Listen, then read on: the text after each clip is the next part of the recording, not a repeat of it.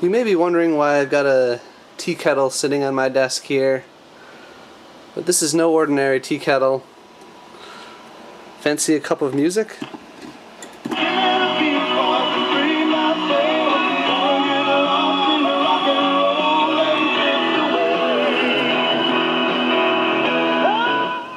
It's the Teakettle radio built by Guild around 1959. It's a 6-transistor set, and it was their first transistor radio. They built quite a number of tube radios in novel shapes prior to this, and also after.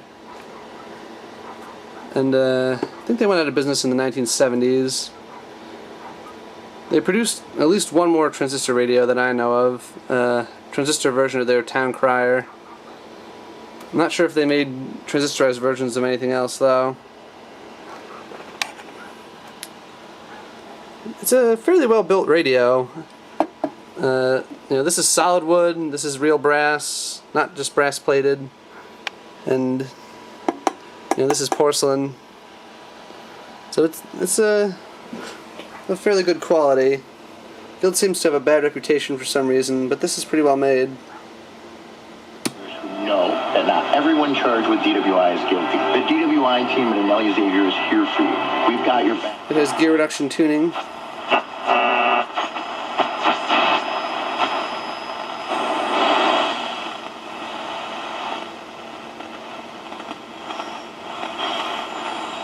Ask somebody, who do you think was, the lowest 3 states to provide support for caregivers? Anyway, you could... See store for details. Right now, choose your free Estee Lauder summer gift at Macy's and get an...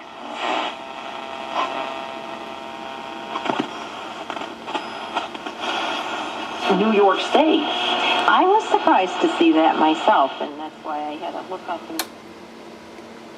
I'm recording this video around noon, so there's not too many stations to receive, especially for a 6-transistor set.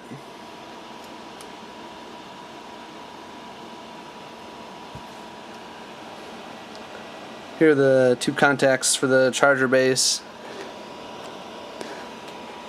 This one is grounded and this one is insulated. This is the negative contact here.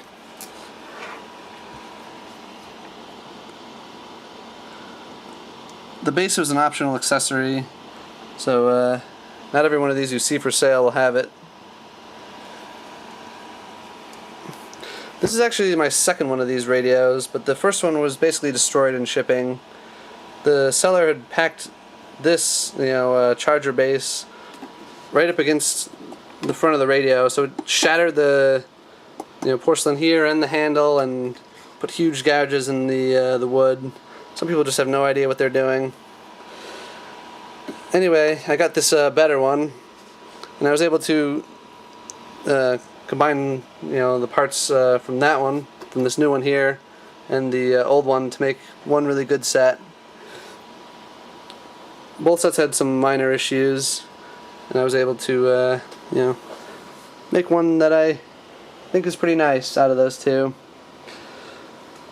This set can also run on batteries, a 9-volt battery that goes in here, but when you have it on the charger base, these contacts meet up with here, and then these wires go right to the 9-volt connector and then to the radio. So you'd be charging your non-rechargeable battery. I mean, I don't have a rechargeable 9-volt battery, otherwise it would be fine. This is a fairly early one, and these aren't actually its original contacts.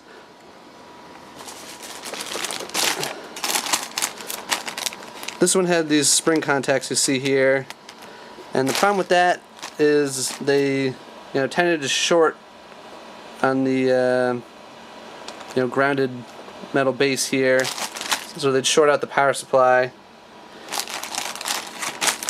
I had to fully recap this radio. The big caps are from the power supply. You can see they have exploded. The other power supply I had from the set I junked has a shorted secondary.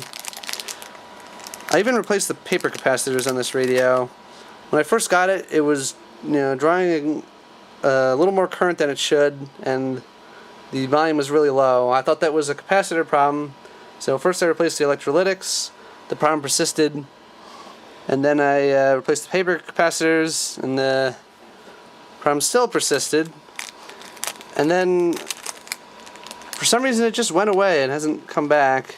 It's kind of strange. Hopefully it does not return. I may have to do some more troubleshooting on this set. It could be one of those like silver mica capacitors inside the IF cans, but I don't know. We'll see.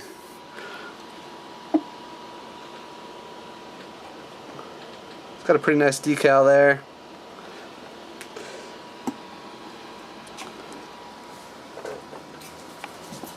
Here's the inside of the other power supply.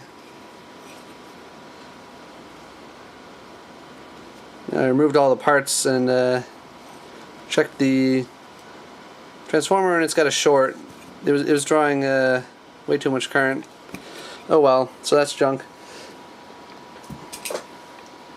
Hopefully the cord is good though, because the cord on this base here has like an intermittent connection at the plug. So I'm gonna try the other one out and see if it's better. Well, thanks for watching.